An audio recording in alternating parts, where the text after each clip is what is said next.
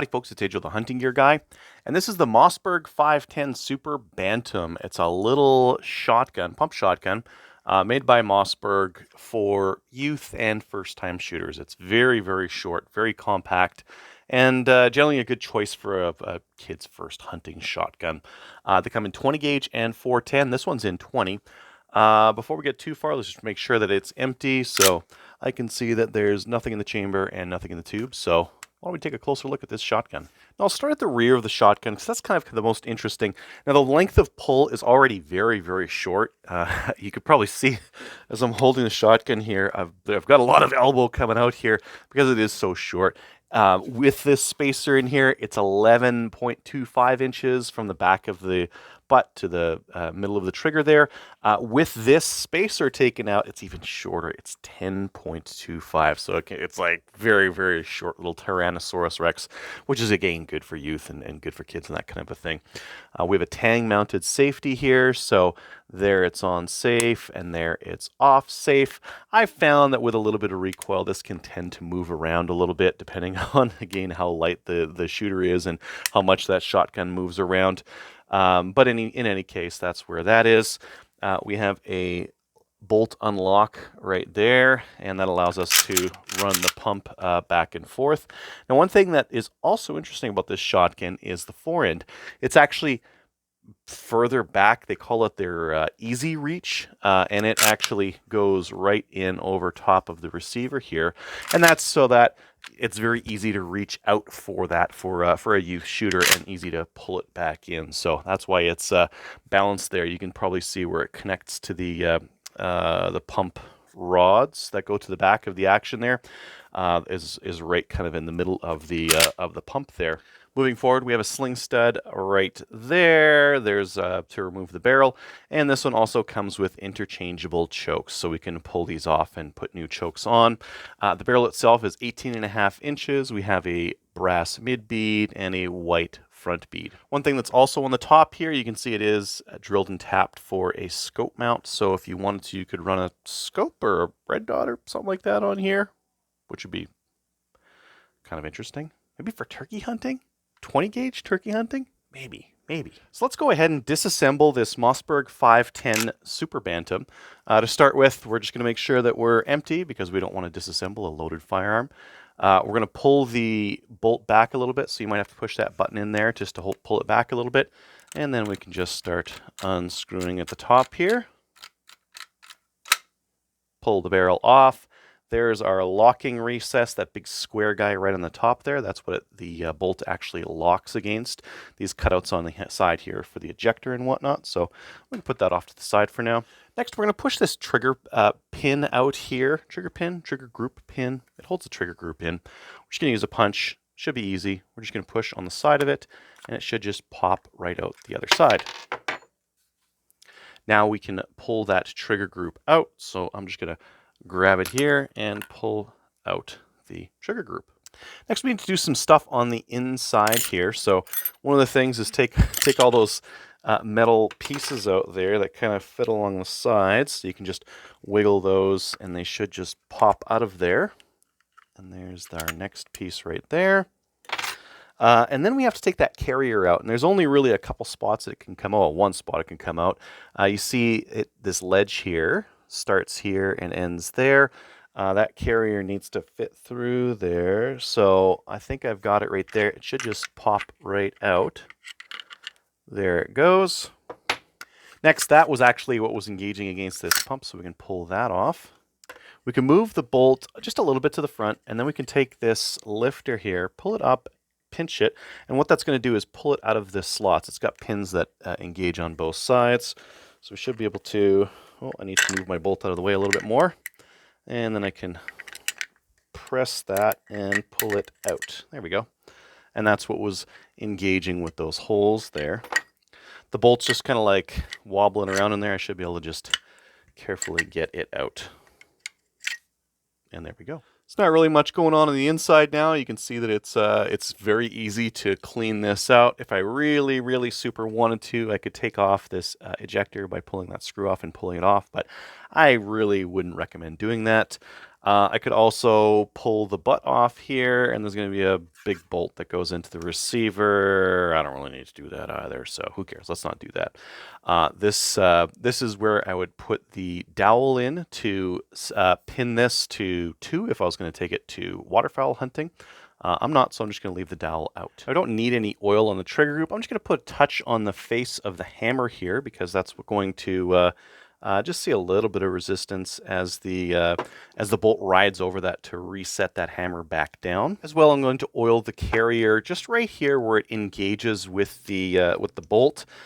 Inside the bolt here, we can see those two, and that's where this is that square lug that that engages in with that barrel. So I'd like to just get a little bit of oil on some of these surfaces that that have to bear against each other.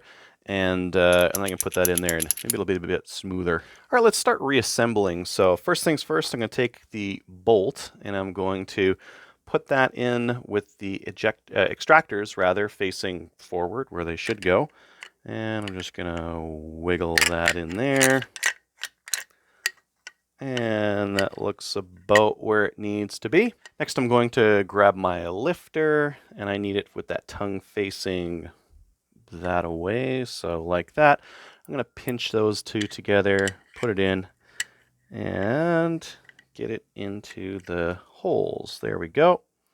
Now I should be able to push it down and around the bolt so that bolt is kind of being held in by it. Next, I'm going to put the pump slide,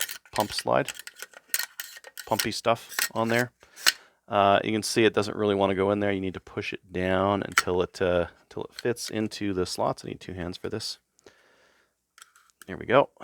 And now it wants to go in. I might still need to push down on those as I wiggle it into place. Now for this next part, what I'm going to need to do is I need the slots on here to line up with that slide and engage on there, and it needs to land into this bolt in the right spot as well. So I'm just going to try to line up where I think that should all go.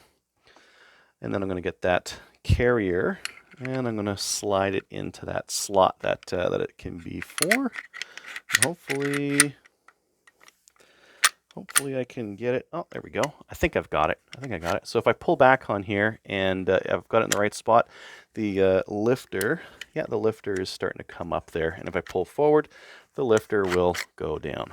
Oh, I lost it off the slide there. So I've got the pump engaged, I've got the carrier, and I've got the bolt on top there as well. Next, I've got to put the little middle pieces in the side. That's kind of easy. There's a pinhole there, and that's going to match up with this one right here. And my forks are going to kind of go in as they go to the front here. So I'm going to go ahead, get that back on there. I'm just going to push that forward just to get that bolt held on and retained by something. And then we're going to stick that guy in there. And I'm just kind of holding it on the side there. And it wants to come out. There's nothing holding it in right now, so just got to be careful to kind of let gravity hold it in there.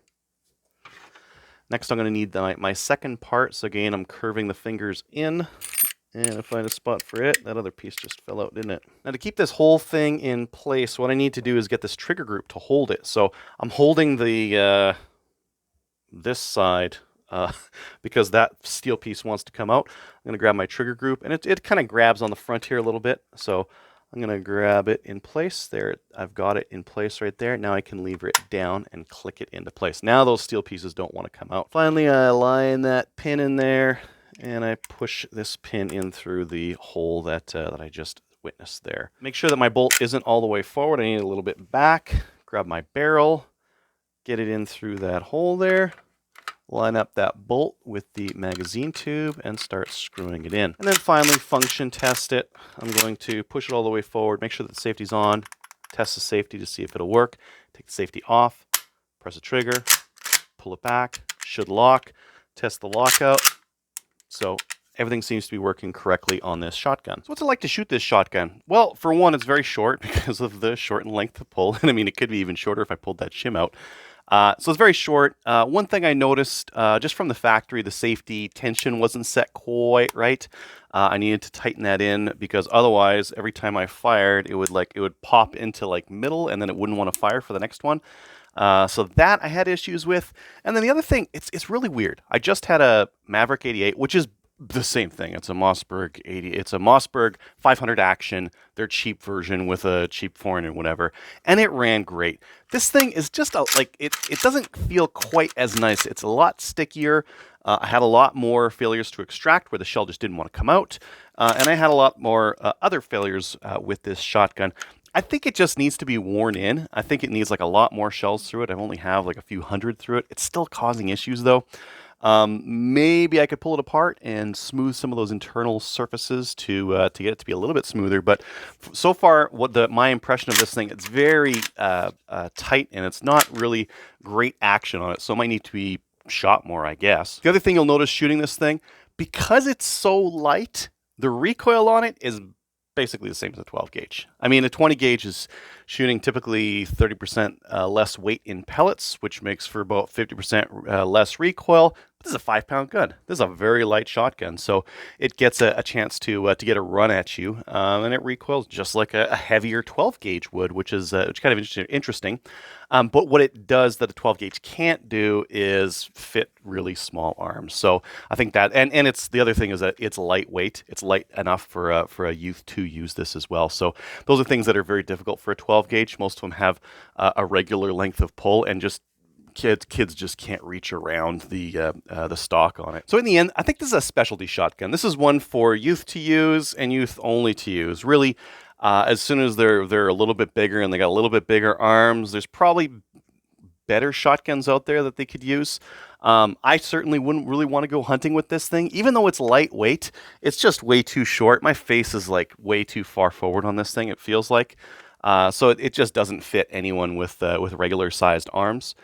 So it's not going to be useful for too long, but you could use it for a kid while they're just getting started, just getting going on rabbits and that kind of thing. And there's a good, 4-year bracket, I guess, from where they can start using this until they could probably graduate up to something bigger and better. But until then, there's not really anything else you can use other than like a little single shot 410 or something crappy like that. This will actually get it done for hunting. The chokes are reasonable. The shot size is fairly reasonable. You can go waterfowling and upland hunting and do all that quote unquote like real hunting with this, where a 410 is not going to get it done. Like a lot of guys shoot 410 and they can't understand why they're not hitting what they're aiming at. And usually it's because even though the 410 might have like a decent shot weight to it, it's got that skinny little barrel. Imagine you're trying to push all that shot through like a straw, and it's just going to be like a long string coming out of that thing rather than a nice wide pattern going down range. So your bigger barrel 12 gauges and even the 20 are going to be much better than the 410 for getting that nice big pattern out of it and not like a long stringy string kind of heading out. So more practical for hunting, definitely more practical for hunting.